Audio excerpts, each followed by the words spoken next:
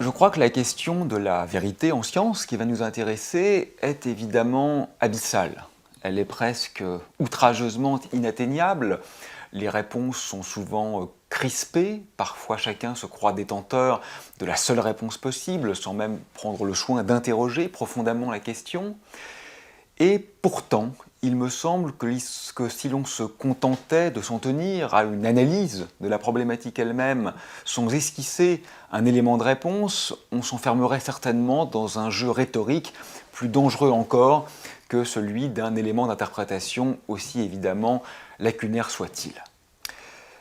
Le recours à l'argument scientifique a souvent vertu incantatoire. Référer à la scientificité d'une démarche, c'est en quelque sorte asséner son sérieux bien sûr, mais aussi sa crédibilité et peut-être plus dangereusement sa véridicité.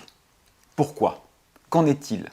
Est-il légitime de conférer à la science une sorte de primat quant à l'accès à la vérité, voire à l'en-soi du réel en lui-même?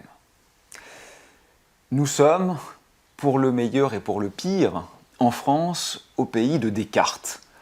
Et je crois qu'ici, référer au caractère scientifique d'une posture ou d'une proposition, c'est peut-être avant tout faire allégeance au cartésianisme. Et il me semble que la figure, la posture, le personnage de Descartes condense en effet à lui seul toute la complexité et l'ambivalence de l'interrogation qui nous intéresse.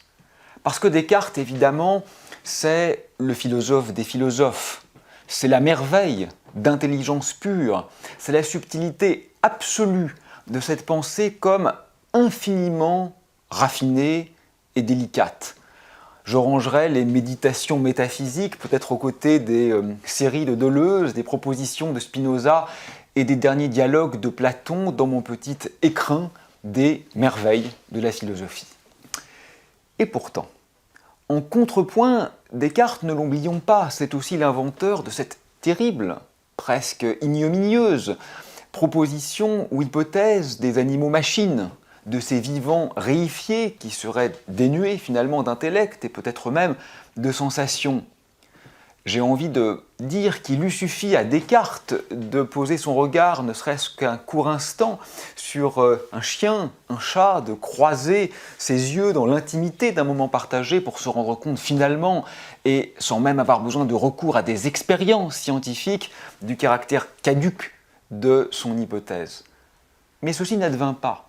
Et ceci n'advint pas parce que je crois, Descartes, c'est aussi l'archétype de cette pensée qui se prend elle-même pour objet, de cette absoluité de la pensée pure qui se détache comme absolument de son objet. L'une des erreurs peut-être que la science justement apprendra à ne pas répéter. C'est en quelque sorte le fantasme de la transparence, de la clarté et de l'absoluité qui, poussé à son paroxysme, conduit bien sûr à la beauté du geste quand cela émane d'un génie comme Descartes, mais aussi à un risque parce que l'on perd la capacité de se trouver comme surpris par son objet.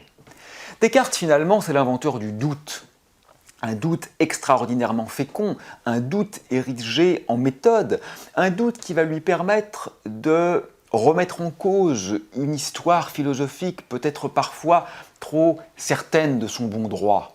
Mais Descartes, c'est aussi l'inventeur du cogito, du « je pense donc je suis », c'est-à-dire d'une manière d'échapper au doute qu'il avait lui-même instillé.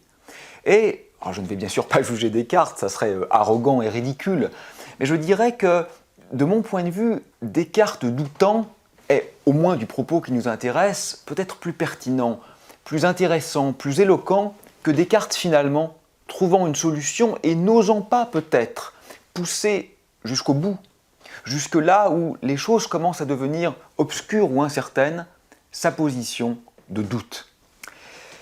Descartes, d'ailleurs, dont le nom s'écrit au pluriel, le malin génie et le génie absolu qui discute et disserte avec lui-même. Je crois donc que cette figure tutélaire, en quelque sorte, convoque toute l'ambiguïté du débat, d'une ambition totalisante de la pensée, pour le meilleur, parce que bien sûr, elle ouvre aussi la porte à un geste scientifique d'une fécondité inouïe, mais également pour le pire, parce que l'humanisme, ne l'oublions pas, c'est aussi la noirceur de tous ces autres vivants réifiés, c'est aussi la noirceur finalement d'un déni de sensibilité, de pensée, de ressenti conféré aux autres vivants. Alors, comment pourrait-on définir la science, au-delà de Descartes, si l'on peut dire? Mais d'ailleurs, la science ou les sciences? La question se pose exactement comme en art. Faut-il écrire art au pluriel et au singulier?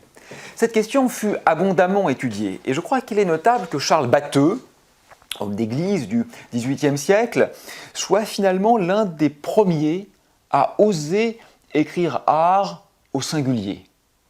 Il, d'ailleurs, influence par là même Kant, Hegel, les frères Schlegel, Diderot, et va conférer une sorte d'absoluité et d'unité au geste artistique. Mais, dans le même temps, Lessing, en étudiant la fameuse sculpture Laocoon et cette bouche entr'ouverte, va montrer au contraire la diversité des pratiques artistiques. Il va rompre avec ce qu'on nommait l'ut pictura poesis, c'est-à-dire la tentative d'arrimer tous les arts à la seule poésie, cette hiérarchie établie par Horace, ami de Virgile et protégé de Mécène, que d'ailleurs le traité de la peinture de Léonard entreprenait déjà de déconstruire. Donc, dans le même temps, l'articulation de Batteux et de Lessing, c'est l'articulation de l'unité, de la convergence en quelque sorte du geste artistique, mais de la diversité de ses pratiques, de ses mises en œuvre, de ses spécificités contextuelles et praxéologiques de l'artiste à l'œuvre, de l'artiste en tant que créateur. Je crois que la question est transposable presque à l'identique dans le champ scientifique. Il y a évidemment, entre les différentes sciences, du commun. Il y a une sorte de non négociable dans cette capacité à demeurer aux prises avec le réel. Mais il y a une telle diversité d'approches, de méthodes, d'hypothèses, à la fois d'outils théoriques et de corpus et d'instruments expérimentaux, que le rapport doit se jouer dans une spirale à la fois convergente vers l'unité de la science et divergente vers l'extraordinaire diversité de ces instantiations concrètes. Alors, s'il fallait néanmoins caricaturer, définir en quelques mots, qu'est-ce que le cœur dur de la science, à partir duquel, bien sûr, nous verrons émerger des divergences? On pourrait d'abord supposer que le cœur, c'est le recours aux mathématiques. Et nous serions en bon droit d'émettre cette hypothèse, qu'on pense bien sûr à Galilée, qui voyait dans la mathématique le langage de la nature. Qu'on pense bien sûr à Einstein, qui lui aussi disait que le formalisme tensoriel des mathématiques de haut niveau connaissait mieux la physique que le physicien lui-même. Et qu'on pense finalement à Platon, qui, suivant une légende plus ou moins exacte, aurait écrit à l'entrée de l'Académie que nul n'entre ici qui n'est géomètre. Donc oui, incontestablement, les mathématiques sont tout sauf un détail dans l'ensemble de l'architecture scientifique. Et pourtant, même à mettre de côté la question pourtant centrale des sciences humaines, qui n'utilisent ni algèbre ni analyse, la question, même au sein des sciences de la nature, se pose déjà. Quid par exemple de l'éthologie, l'étude des comportements, ou de la taxinomie, l'art des classifications? Elles n'utilisent pas de mathématiques, et pourtant sont des sciences parfaitement légitimes. Et quand bien même on déciderait de se fonder, ce qui, comme je viens de le souligner, me paraît incorrect, sur les mathématiques, encore faudrait-il définir quelles mathématiques? Nos mathématiques ne sont pas celles d'Aristote. Les mathématiques sont elles aussi soumises à évolution.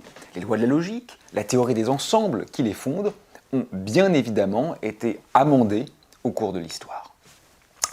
Alors on pourrait pourtant, ou plutôt, se retourner vers une seconde proposition possible. Ça serait la capacité de prévoir. Est scientifique, ce qui permet d'annoncer les phénomènes avant qu'ils se prédisent. Là encore, je crois que la posture a du sens. Il est très important pour une théorie scientifique digne de ce nom d'être en effet en capacité de suggérer un événement avant l'avènement de celui-ci. Et en effet, On raconte dans le récit d'Hérodote d'ailleurs que Thalès devint célèbre parce qu'il fut en position d'annoncer l'avènement d'une éclipse. Bon, on sait aujourd'hui que si le récit est exact, il a eu un peu de chance, parce qu'en réalité il ne disposait pas des outils pour le savoir de façon certaine. Mais cela, incontestablement, a contribué à sa renommée. Il y a peu de temps, nous avons découvert de façon directe les ondes gravitationnelles, et là encore, on rend hommage à Einstein pour les avoir prédites 100 ans en avance. Il y a quelques années, nous avons découvert le boson de Higgs, et là encore, on rend hommage à ces théoriciens qui l'ont imaginé 40 années avant la découverte expérimentale. Donc c'est incontestable, la capacité de prévoir fait partie du geste scientifique. Mais je crois qu'elle ne suffit pas. Je peux prévoir avec une très grande exactitude la position de la trotteuse de ma montre dans quelques secondes, sans rien entendre au mécanisme complexe qui l'anime. Je peux regarder un train se déplaçant à vitesse constante et savoir très exactement où il sera dans 2 minutes, sans avoir aucune idée de ce qui a lieu dans son moteur, sur ses essieux, dans toute l'ingénierie qui finalement représente la dimension scientifique du phénomène avancé du train. Comme l'écrivait le grand mathématicien René Thom, expliquer n'est pas prévoir. Et par conséquent, cette deuxième tentative avorte également, elle n'est clairement pas suffisante pour définir l'essence du geste scientifique. Alors, une troisième possibilité serait de fonder la science sur son articulation à l'expérience. Incontestablement, il s'agit là encore d'une éventualité fructueuse, parce que la science doit être dans un rapport à l'altérité, elle affronte le réel. Elle n'est jamais dans sa tour d'ivoire, c'est ce qui la caractérise, donc il est très important qu'elle puisse être mise à l'épreuve de l'expérimentation. Mais c'est un peu rapide. Qu'en est-il par exemple de l'astronomie? L'astronomie est une science observationnelle et non pas expérimentale, ce qui n'est pas tout à fait la même chose. Mais plus profondément encore, qu'en est-il des mathématiques? La reine des sciences, la science par essence, la science archétypale. Les mathématiques sont tout à fait indépendantes de toute forme d'expérimentation matérielle. Et plus profondément encore, quel type d'expérimentation ou quel sens donner à l'expérimentation avant de l'introduire, de l'insérer dans un corpus interprétatif? L'expérimentation, caricaturalement, on pourrait dire, ce sont les faits, et la théorie, c'est l'explication des faits. Mais on sait bien que cette vision est naïve. Les faits ne parlent jamais, jamais en dehors d'un cadre interprétatif. Si nous étions des Égyptiens du second millénaire avant Jésus-Christ, ce serait pour nous factuel que le mouvement du soleil est le mouvement du dieu Ré dans sa barque solaire. Ce serait un fait d'observation. Les faits sont dépendants d'une construction. On peut convenir, puisque nous évoquions les ondes gravitationnelles, qu'Einstein est mort, qu'il a disparu en 1955. C'est un fait. Et c'est vrai, les dictionnaires nous le confirment. Mais ce n'est un fait qu'à une certaine échelle et par rapport à une certaine attente. Du point de vue des atomes qui composent son corps, rien n'a disparu en 1955. Les quarks du corps d'Einstein sont tous aujourd'hui encore en vie, si l'on peut dire. C'est à l'échelle humaine, en vertu d'une attente qui est bien sûr la capacité intellectuelle de son cerveau et ses capacités d'interaction avec les autres humains, qu'en effet, il a disparu. À une autre échelle, rien n'a disparu du corps d'Einstein en 1955. Donc, je crois que c'est important de se rendre compte qu'un certain nombre d'évidences factuelles sont en réalité assujetties à un cadre interprétatif. Et beaucoup des faits du passé nous semblent aujourd'hui des absurdités principielles, qu'il s'agisse de la rotondité de la Terre, de la fixité de la Terre, ou pire, de la supériorité des hommes sur les femmes ou des noirs sur les blancs, que nous contemplons aujourd'hui, et heureusement, avec horreur. Donc les faits, bien sûr, il faut les affronter en science. Mais attention, ils ne sont faits que du point de vue d'une image du monde qui est déjà elle-même une construction. Alors une troisième, ou une quatrième même maintenant, possibilité pour décrire la science serait de référer au logos. Le logos en grec, c'est d'abord l'oralité, la parole, puis le langage en général, et enfin la rationalité, cette plurivocité ou cette polysémie constitutive d'ailleurs du grec ancien n'est pas artificielle, hein, c'est tout sauf une errance de langage, c'est la multiplicité des référents de cet unique concept. Alors bien sûr, c'est tentant, la science finalement, c'est la rationalité. Mais je crois que cette définition est peut-être la plus mauvaise de toutes celles que nous avons esquissées, parce qu'en réalité, la rationalité est extraordinairement non discriminante. Nous sommes tous les irrationnels de nos ennemis. Personne ne défend aucune posture au nom de l'irrationalité. La raison, hélas peut-être, mais le fait est que la raison est elle-même extraordinairement diffractée. Les pratiques scientifiques qualifierait parfois à juste titre d'obscurantiste ou de fondamentalisme religieux, se vivent comme pleine et entière rationalité, en fonction bien sûr de leur raison propre, qui n'est évidemment pas celle de la science. La raison elle-même est diffractée, elle est multiple. Donc il est un peu parfois amusant de constater que chaque camp intellectuel prône le retour à la rationalité. Mais évidemment, personne ne prône la même rationalité. La rationalité est si mal définie, ou plus exactement, il existe tant de définitions différentes du même concept de rationalité qu'on ne peut pas, finalement, définir la science comme étant rationnelle, parce que toute pratique humaine se croit, pour l'essentiel, rationnelle. Donc je crois qu'il est délicat de trouver une définition simple, définitive, figée de ce qu'est la pratique scientifique. Et il faut d'ailleurs faire attention parce que les définitions sont aussi des violences. Les dictionnaires sont des cimetières. Ce sont parfois des tombeaux ou des cénotaphes parce qu'en effet, ce sont des concepts vides.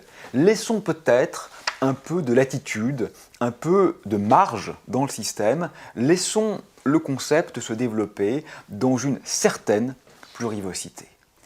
Je crois que quand on fait face à la question définitoire, celle qui nous intéresse pour le moment, qu'est-ce que l'art? Qu'est-ce que la science? Qu'est-ce que la philosophie? Il faut d'abord comprendre qu'il y a deux types de définition. On peut définir en extension ou en intention. Définir en extension, c'est on a un certain nombre d'objets et on cherche le concept qui nous permettra de subsumer ces objets. On a les choses et on cherche l'idée pour rendre compte de ces choses. Ça, c'est l'extension. En intention, c'est le contraire. On se met d'accord sur un concept et on cherche quels sont les objets qui sont désignés par ce concept. On dit parfois que l'art se définit en intention et la science en extension. Je crois que ce sont des visions très naïves. Mais on ne peut pas faire l'économie de cette problématique. Regardez la question de la vie, par exemple. Aujourd'hui, une question centrale est la suivante. Existe-t-il de la vie extraterrestre? Oui, bien sûr, c'est une question abyssale, fascinante. Mais est-elle bien posée? Pour que la question ait un sens, il faut savoir ce qu'est la vie. Il faut d'abord la définir. Mais comment la définit-on en pratique? En pratique, on se met d'accord sur un certain nombre de corps qu'on va dire vivants. Oui, les hommes, les rats, les bactéries et les chênes sont vivants. Les arbres chênes, hein, pas les chênes de prison. Au contraire, bien sûr, les livres, quoique les livres sont vivants en un certain sens, mais l'objet livre, lui, n'est pas vivant. Donc on a les objets et on trouve le concept qui permet de subsumer ces objets et on appelle ça vie. Mais ça, c'est une définition par construction de la vie terrestre. Elle n'est donc pas utilisable pour rechercher de la vie extraterrestre qui, par essence, sera certainement différente. Il convient donc d'être prudent. Ce que je veux ici montrer, c'est que définir, c'est aussi figer. C'est que si on définit la vie à partir de ce qu'on en connaît sur Terre, on ne se donne pas les moyens conceptuels de poser profondément la question de la vie extraterrestre.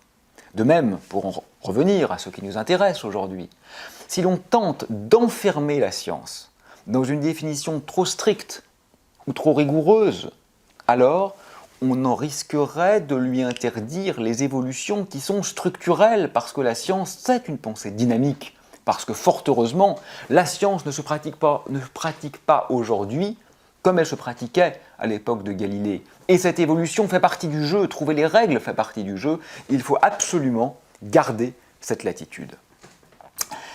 Je crois même qu'on pourrait peut-être choisir comme un élément de proto-définition cette impossibilité de définir.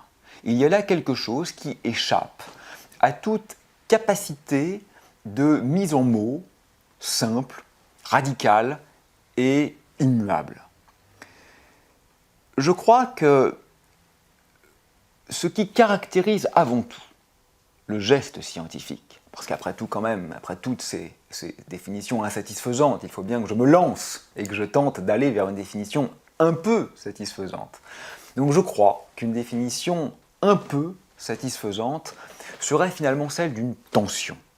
La science est une tension entre, d'une part, une liberté extrême, presque démiurgique du scientifique qui est un créateur. Je dis bien un créateur, pas un découvreur. Un créateur presque au sens d'un artiste qui cherche des jalons de nature avant tout esthétique. Atiyah, médaille Fields de mathématiques, disait « Les mathématiques doivent suivre la vérité et la beauté. Mais en cas de doute, préférez la beauté. » Voilà. Mais ce n'est pas que ça. Tension entre cela. Et d'autre part, l'implacable factualité du réel. Le réel s'impose à nous, parfois avec violence. Le réel n'est pas que cette construction. Bien sûr que non. Il y a du non négociable. Il y a ce qui advient pour le meilleur et pour le pire. Et cette porosité à l'altérité radicale que constitue cette implacable factualité du réel, ce qui nous arrive, cette main qui se cogne, ça bien sûr, on ne peut pas l'évacuer dans le geste scientifique. Donc tout se joue dans cette friction entre la liberté immense, peut-être parfois supérieure à la liberté qu'on peut trouver dans certains gestes artistiques, de création de la théorie scientifique. Parce que les théories sont sous-déterminées par les faits. Il y a une très grande, peut-être une infinité, un très grand nombre de manières différentes de décrire le même réel scientifiquement. Je le crois en tout cas.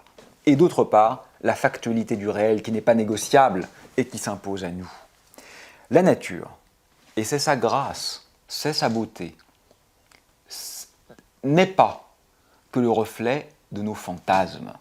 La science, évidemment, n'est pas qu'une construction sociale. Je voudrais donner un exemple factuel. Dans la démarche d'unification, qui est au cœur de la physique des particules élémentaires, qui a constitué une des grandes avancées intellectuelles du XXe siècle, nous avons compris dès le XIXe d'ailleurs que l'électricité et le magnétisme étaient la même chose, l'électromagnétisme, puis que l'électromagnétisme était la même chose que la force nucléaire faible, ce qu'on a appelé la force électrofaible, et puis ensuite les physiciens ont voulu unifier la force électrofaible avec la force nucléaire forte sous la forme d'une théorie dite de grande unification. C'était un modèle parfait, il s'appelle SU5, peu importe le détail.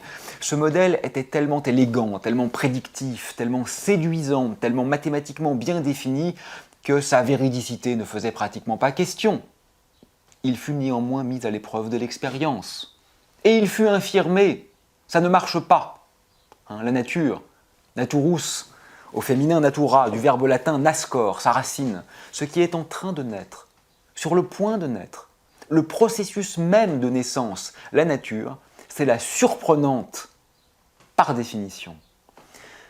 Plus récemment, nous avons construit l'accélérateur LHC au CERN. C'est une aventure scientifique sans précédent. Des milliers de physiciens, des décennies d'efforts, près de 10 milliards d'euros. Un effort intellectuel, politique, économique. Bien sûr, nous avons trouvé le boson de Higgs, et c'est une magnifique réussite. Mais nous cherchions aussi de nouvelles particules, des particules supersymétriques. C'était l'attente presque unanime des physiciens théoriciens des particules élémentaires. Et à ce jour, nous ne les avons pas trouvées. Le réel nous surprend. Nos théories sont des constructions, je crois, mais des constructions sous contrainte. Alors, y a-t-il une raison simple pour laquelle la science peut jouir d'une certaine spécificité dans l'ensemble, disons, des champs gnoséologiques? Je dis bien spécificité et non pas primat. J'insiste sur ce point. À l'école, à l'université, la science, les sciences, sont les reines des matières. Nous disons à nos enfants, sois bon en maths et tout ira bien pour toi. Ça, c'est une catastrophe. Je ne veux absolument pas plaider en ce sens, au contraire. Je crois que la littérature, mais au-delà, les arts, la poésie, devraient être réhabilités et retrouvés non seulement dans la vie du citoyen, dans la ville, dans la cité, mais aussi dans l'enseignement, et donc nécessairement dans l'évaluation, la place qui est la leur. Elle pourrait jouer un rôle central dans la pratique intellectuelle des jeunes, des enfants, des adolescents, et je crois que rien ne serait pire que de tenter de surenchérir sur le primat de fait, qui est déjà celui des sciences, et en particulier des sciences dures, dans notre enseignement scolaire et universitaire. Mais, sans évoquer d'aucune manière une hégémonie ou une place hiérarchiquement supérieure de la science, qui n'a pas lieu d'être et qu'il faut déconstruire, je crois qu'il y a néanmoins une spécificité de la science, comme d'ailleurs de tous les autres domaines. Et peut-être cette spécificité, c'est ce doute généralisé, c'est cette capacité à toujours revenir sur ce que l'on croyait savoir. Rien n'est intouchable, rien n'est sacré dans la pratique scientifique. Tout doit être toujours remis en cause. Je dirais que la science est comme intrinsèquement fragile. Et cette fragilité est une part non négligeable de sa beauté, de son élégance, mais aussi, paradoxalement peut-être, de son efficacité. Il y a quelques années, une équipe de physiciens du CERN annonçait avoir découvert, peut-être d'ailleurs de façon très prudente, des neutrinos, particules fantômes, se déplaçant plus vite que la lumière. Cette découverte fut relayée à grand bruit dans les médias. Qu'advint-il quelques mois plus tard ? Il apparut que c'était une erreur. Les scientifiques ont reconnu s'être trompés. Une histoire de connecteur. C'est presque toujours une histoire de connecteur quand ça ne va pas en physique expérimentale. Qu'en conclure ? Que ces gens avaient mal travaillé ? Que c'était des idiots ? Qu'il ne fallait pas l'annoncer ? Mais pas du tout. Pas du tout. C'est cela la science. Ces gens avaient bien travaillé. Et ils peuvent, la tête haute, sans rougir et sans avoir honte, dire « nous nous sommes trompés ». Qui a déjà vu un banquier, un financier, un économiste, un directeur de très grande entreprise dire publiquement, après avoir bénéficié des feux de la rampe, « je me suis trompé ». Pas moi en tout cas. Les scientifiques sont des gens qui, en droit, peuvent se tromper parce que leur pensée est fragile. Nos propositions ne sont pas immuables. Nous ne prétendons pas détenir la vérité sur le monde. Nous prétendons tenter d'esquisser la meilleure proposition possible à un instant donné de l'histoire des idées, suivant un mode spécifique, qui n'est pas le seul, d'appréhension du réel. C'est beaucoup plus modeste, mais c'est déjà beaucoup. C'est déjà immense finalement. Et cette ambition, dirais-je, non totalisante de la science est pour moi absolument centrale, j'y reviendrai. Je crois que rien n'est plus dangereux que le réductionnisme. Quel qu'il soit, hein. Je suis contre le réductionnisme à la science, mais tout aussi opposé au réductionnisme à la religion ou à toute autre forme de pensée unique qui atrophie l'extraordinaire diversité, voire plurivocité de ce qu'on pourrait appeler le réel. À ce stade, peut-être peut-on convoquer la figure tutélaire de Bachelard, grand épistémologue français du XXe siècle, un personnage sympathique d'ailleurs, qui écrivait que l'opinion en droit a toujours tort. Bachelard m'intéresse parce que comme Descartes, il est un peu ambigu finalement. Bachelard souhaitait que le scientifique, quand il entre dans son laboratoire, fasse fi, abandonne toutes ces contingences sociétales, économiques, politiques, tout ce réseau d'interactions qui peuvent venir polluer la pureté de sa pensée. C'est une recommandation à laquelle on ne peut que souscrire, bien sûr. Et pourtant, cela a-t-il vraiment du sens ? Ne faut-il pas garder en tête que la science est toujours pratiquée par des hommes, que le fantasme d'une pensée détachée de la contingence humaine est peut-être finalement totalement inaccessible? J'entends par là inaccessible en fait, bien sûr, mais peut-être aussi insensé en droit. D'ailleurs, Bachelard, dans son projet dit de métapoétique, jouait de la même ambiguïté. Il lui fallait une sorte de lieu absolu depuis lequel contempler l'objectivité du texte, ce qui, là encore, est une idée assez étrange à mon sens. Mais Bachelard me paraît néanmoins une figure remarquable, en ce sens que précisément, il a choisi de ne pas choisir. Et c'est pour ça que je l'évoque maintenant. C'est son double amour de la littérature et de la physique que je trouve extraordinaire. C'est son intérêt conjoint pour les sciences exactes, avec rigueur, et pour le mythe et les grands récits fondateurs. C'est cette vision duale entre le passé et le futur, comme il disait, que je trouve extraordinaire parce qu'il s'oppose en quelque sorte au réductionnisme que proférait par exemple, ou qu'appelait par exemple de ses voeux le Cercle de Vienne, qui est une démarche de pensée très intéressante par ailleurs, mais qui, du seul et strict point de vue du déni de la signification des énoncés métaphysiques, à la simple raison qu'ils ne souscrivent pas aux principes ou aux préceptes de la pensée scientifique, me semble quand même essentiellement nuisible.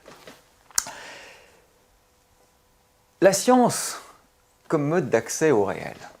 Oui, évidemment. Mais quel réel? Comme science et art d'ailleurs, faut-il écrire réel au singulier? Imaginez, ou imaginons, une hostie, pour prendre un objet chargé de symboles. Une hostie, pour un catholique pratiquant, c'est littéralement, le corps du Christ transsubstantié. Hoc est enim corpus meum, disait le prêtre. Ceci, en vérité, est mon corps. Voir le magnifique ouvrage de Jean-Luc Nancy, le philosophe, sur ce en vérité. L'ouvrage se nomme Corpus. Mais une hostie, pour l'enfant qui la mange par erreur, c'est un bout de pain rassis et assez insipide, très fade. Une hostie, c'est pour celui qui la fabrique un moyen de subsistance, c'est pour celui qui la transporte un fardeau, c'est pour la souris qui la découvre dans l'alcôve un moyen de subsistance, c'est pour l'artiste qui la contemple une source d'inspiration, c'est pour la fourmi qui la dévore un réceptacle de nourriture presque inépuisable. Je crois que toutes ces différentes facettes du même réel montrent que le réel est irréductible à une description unique. Je crois que c'est impossible en fait et que ce n'est pas même souhaitable du point de vue d'un horizon d'attente. La science d'ailleurs, qui, je le crois, n'est pas le seul moyen d'accès au réel. Mais la science elle-même, disais-je, est de l'intérieur diversifiée. Elle n'est pas un monolithe.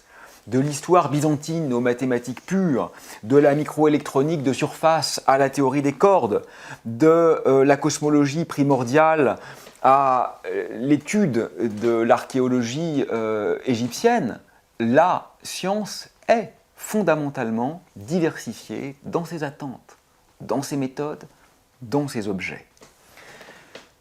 Où en sommes-nous?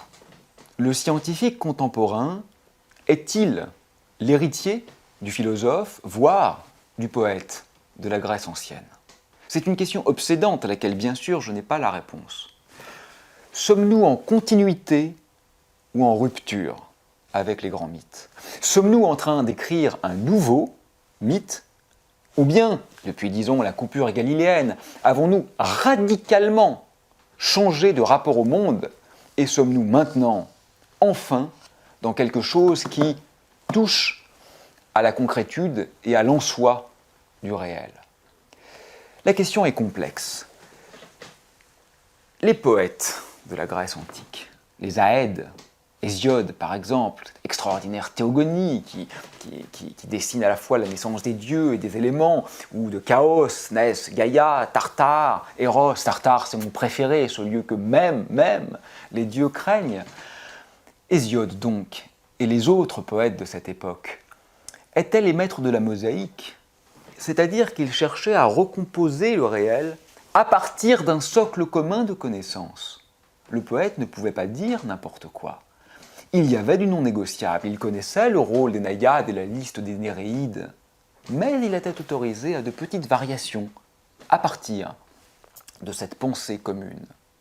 Un peu, pourrais-je dire, comme le scientifique d'aujourd'hui, qui ne saurait raisonnablement faire table rase du passé, mais qui, quand il est chercheur, doit s'autoriser de petites variations à partir de ce corpus commun de théories et d'observations. Tout est religieux, mais rien n'est sacré dans la pensée grecque. Personne ne fut damné pour avoir prétendu, comme Homère, qu'Aphrodite était fille de Zeus, ou comme Hésiode, qu'elle naquit de l'écume de Pontos. Nous ne sommes pas dans une logique de la révélation. Sortir de cette pensée par image, au profit d'une pensée par concept, comme l'écrivait par exemple Luc Brisson, grand spécialiste de la Grèce ancienne, c'est ce qu'a déjà tenté de faire Platon. Platon, finalement, dans le Timée, Timée, grand récit des origines pour Platon, le récit cosmologique de Platon, qui avec le Critias et l'Hermocrate l'Hermocrate n'a jamais été écrit, devait compter l'origine de l'univers, de l'homme et de la société. Dans le Timée, donc, Platon tente d'expliquer l'origine de l'univers. Et d'ailleurs, il est très prudent, beaucoup plus prudent qu'à son habitude, en montrant que le récit ne peut être que vraisemblable. Et il pose les jalons de la démarche scientifique. Il réfère à la causalité, il utilise une axiomatique, et surtout, il instaure un rôle central conféré aux mathématiques. Donc, la rupture, semble-t-il, a déjà eu lieu. Et pourtant, si nous contemplons, non pas le geste, mais le contenu de la cosmologie platonicienne, tout est faux. Mais tout est faux, c'est déjà une violence de le dire, parce que je le dis en l'évaluant d'un point de vue qui n'est pas le sien. Je change les critères. Donc, je crois qu'il convient d'être prudent. Nous sommes une espèce vivante, parmi des milliards d'autres espèces vivantes, sur une planète, vraisemblablement parmi des centaines de milliards d'autres planètes dans la galaxie, qui elle-même est une galaxie parmi des centaines d'autres milliards d'autres galaxies. Et encore, nous sommes à un point très particulier de notre histoire, puisque ce que nous appelons aujourd'hui vérité ou science n'a rien à voir avec ce qu'auraient appelé vérité ou science nos ancêtres il y a quelques siècles seulement, c'est-à-dire maintenant, à l'échelle de l'univers. Tout cela, je pense, doit nous enjoindre à un peu de prudence et de modestie quant à la créance naïve selon laquelle nous toucherions l'intrinsèque, l'en-soi, le fondement du réel. Et pourtant, cela ne signifie nullement qu'il faut abandonner cette quête.